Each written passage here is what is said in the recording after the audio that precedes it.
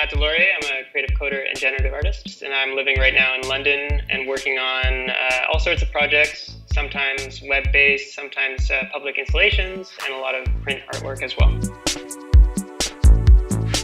For me, creative code is a way of writing code or writing computer programs to create something that's interesting and creative and artistic. I don't know if code is really a new form of art.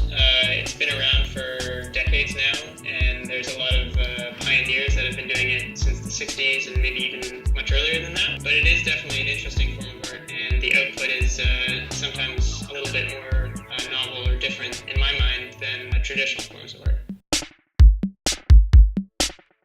So I've been trying to find lots of different sources of inspiration over the last couple of years, and I think one that really resonates with me is Soluit. He's an artist who doesn't actually really, or hasn't really been doing a lot of computer art, but the way he sees his art is through instructions and through sort of almost computational means. But I'm also really inspired by Bauhaus, I'm inspired by op art and DeStyle, and also lots of artists on Instagram nowadays. There's all sorts of inspiration that I'm looking for all the time.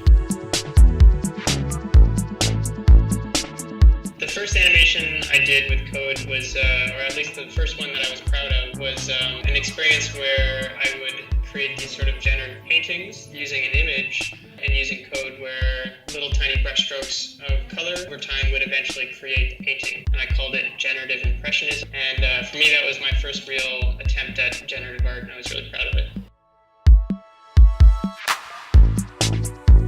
So I'd say don't be afraid to share.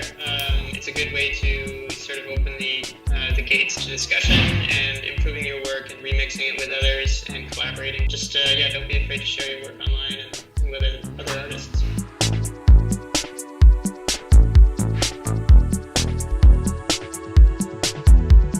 So the workshop is going to be 2 days, and it's all about creating generative art and working with the browser to create creative coding experiences. So the first day is going to be about 2D artworks, so creating prints and creating outputs with the Canvas 2D API. And then the second day, we're going to go into more 3D and WebGL and shaders and a bit more graphics programming.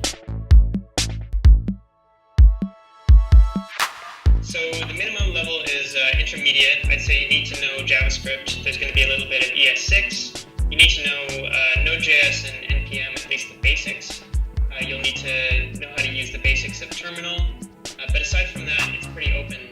Even if you've never created generative art before, you should still learn something from this workshop. And it's not just the technical aspect. We're going to also be talking about process and how to transform your code into physical artworks. And then we're also going to talk a bit about inspiration, where to find it, and some inspiring pioneers in generative art like Soluit and Vera Molnar and others that I find inspiring for this sort of medium of art. So one of the outputs of the workshop is actually your own artwork that you're able to print, and you're able to send it to a high resolution inkjet printer and get back a framed artwork.